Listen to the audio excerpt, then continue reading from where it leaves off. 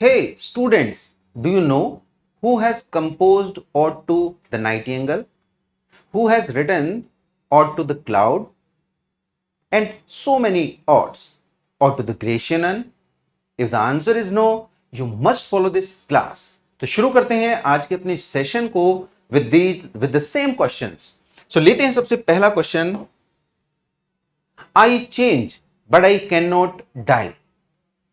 If we see these lines, where from has been taken, तो देखते हैं what is that changes but cannot die according to Shelley. Basically ये lines Shelley के particular work से ली गई हैं as stated in one of the odes. तो किस ओड में बेसिकली शैली इस पर्टिकुलर लाइन को स्टेट करते हैं? I change but I can not die. So guys कुछ और नहीं है, it is the ode to the cloud. So it is the ode to the cloud. The cloud by PB Shelley, one of the romantic poets. अगले question पे आते हैं. Flood is that music do I wake और sleep. Which ode of kids ends with these lines?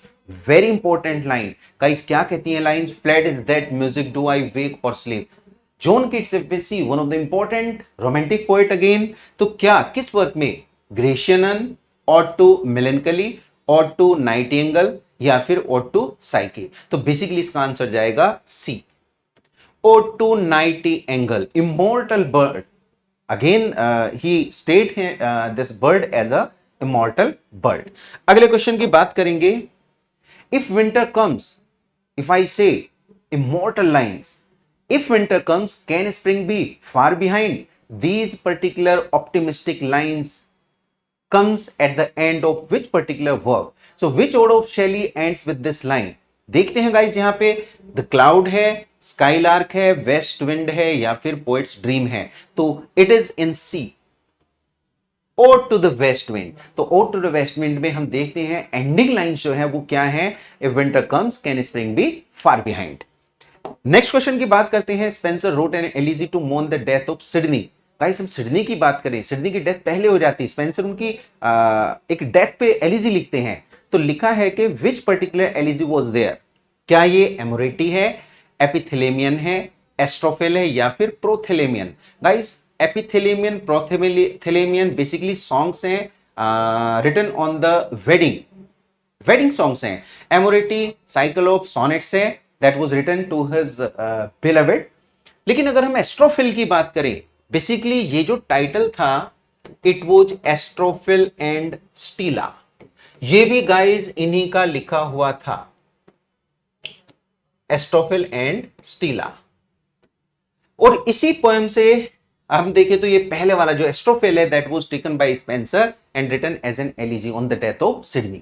तो Sidney का ही work था. ये भी सोनेट्स थी, एस्ट्रोफिल एंड स्टीला, जो वो लेडी पेनिलोप को, जो कि उनकी बिलवेड थी, उसको डेडिकेट करते हैं. और यहीं से नाम लेके इन्होंने क्या लिखा था? It was Astrophel, elegy on the death of Sidney. Next question की बात करते हैं. Choose the correct title of an elegy written by Dryden on the death of Cromwell. Cromwell की डेथ पे किस पर्टिकुलर एलिजी को लिखा गया था?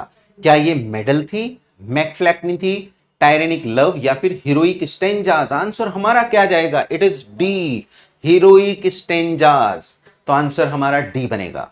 क्वेश्चन नंबर नेक्स्ट देखते हैं. On whose death did Milton write the elegy लिसिडेस?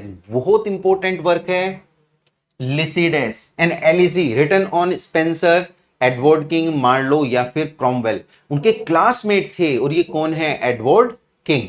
Christ college, VC Christ college में दोनों फ्रेंड्स थे और यहीं पे इनकी दोस्ती हुई थी और बाद में इनकी डेथ हो जाती है. की डेथ पे ये लिखते हैं लिसिडेस. नेक्स्ट क्वेश्चन को देखते हैं. लिसिडेस पे बेस्ड क्वेश्चन है. What kind of the elegy is Milton's Lycidas? तो गाइस ये कौन सी बेसिकली एलिजी है?